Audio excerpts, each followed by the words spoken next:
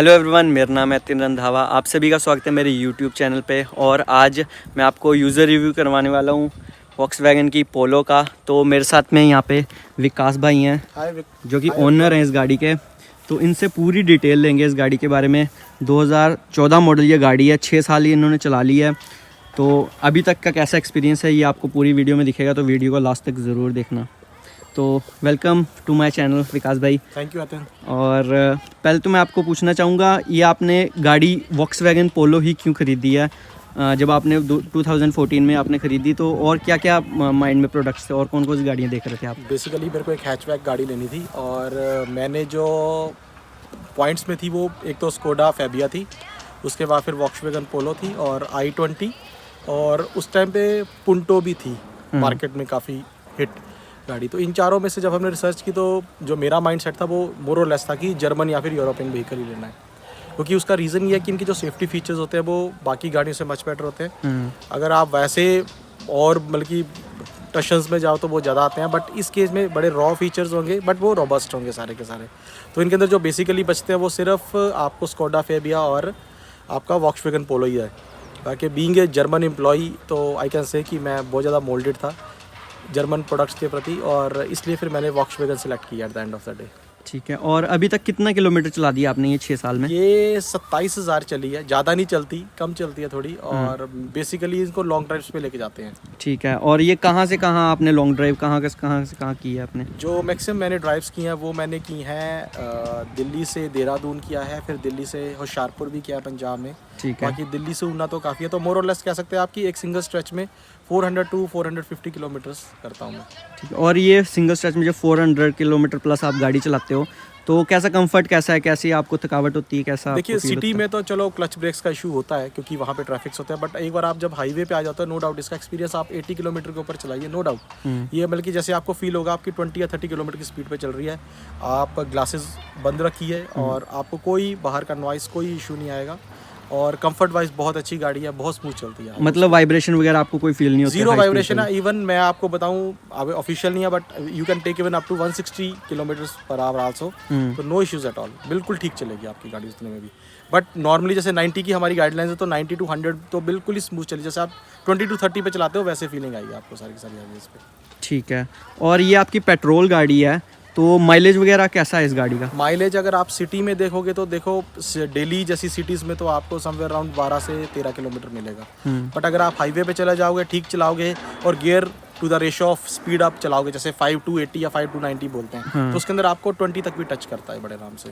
90 to 19 बोल सकते हैं। तो बेसिकली ड्राइविंग पे डिपेंड करता है कि किस तरह से आप गाड़ी चला रहे हो। बहुत मैटर करता है। देखिए सिंपल सा फंडा था, जर्मन व्हीकल या कोई भी व्हीकल आप देखिए, अगर आप उसको ठीक वेल मेंटेन करके रखेंगे, टाइमली उसकी सर्विसेज कराएंगे और बिल्कुल उसको ठीक से चलाएंगे, सिंगल ओन्ड होनी चाहिए, बहुत ज़्यादा लोग भी चलाएं तो ढंग से चलाएं बस।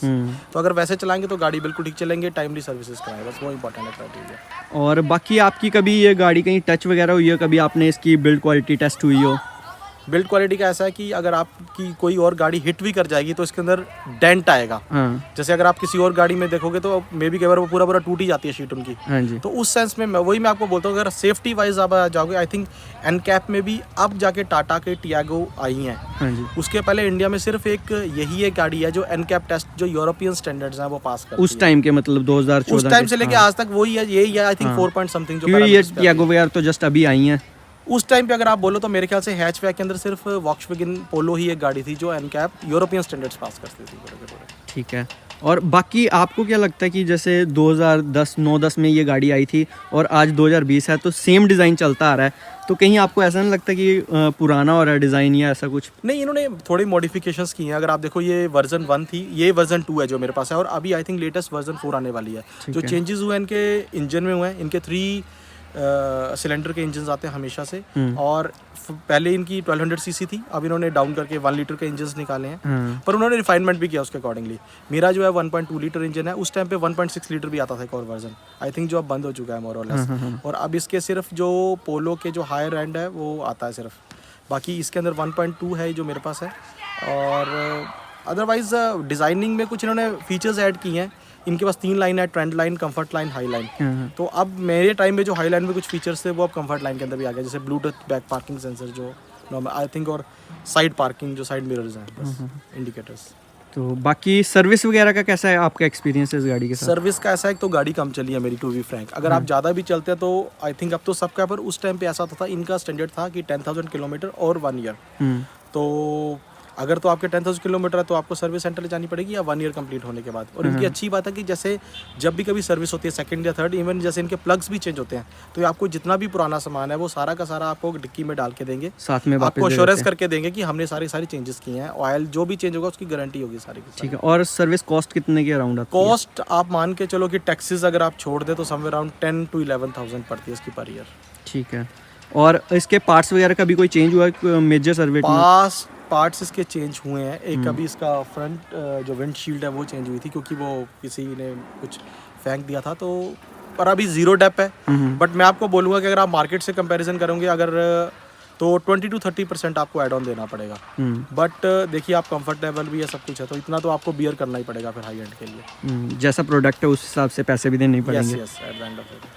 ठीक है, और आपके कोई प्रोज एंड कॉन्स आप इस गाड़ी के बारे में बताना चाहो? अगर आप प्रोज में देखो, इंडियन मेंटालिटी जो होती है वो बहुत ज़्यादा जो होती है वो मनी कंसंट्रेटेड होती है, वो थोड़ी प्रॉब्लम है। नो, कोई उससे कोई बुरी बात नहीं है। देखो यूरोपियंस ऑलरेडी इनोवेटिव है, एशियंस में प्रॉब्लम है, और पूरे एशिया में है, ऐसा नहीं कि हम लोग ही हैं। हाँ। तो अगर आप प्रोज में जाओगे तो सबसे ज़्यादा इंपॉर्टेंट बात है इसकी बिल्ड क्वालिटी। बिल्ड क्वालिटी है सेफ्टी फीचर। इनके एयर बैग्स जो थे, आई थिंक उस टाइम पे इनके सबसे पहले आए थे गाड़ियों में, जो फ्रंट टू एयर बैग्स थे। तो सेफ्टी वाइज बहुत अच्छी है, जो कि बहुत ज़्यादा ज़रूरी है इंडियन रोड्स के हिसाब से।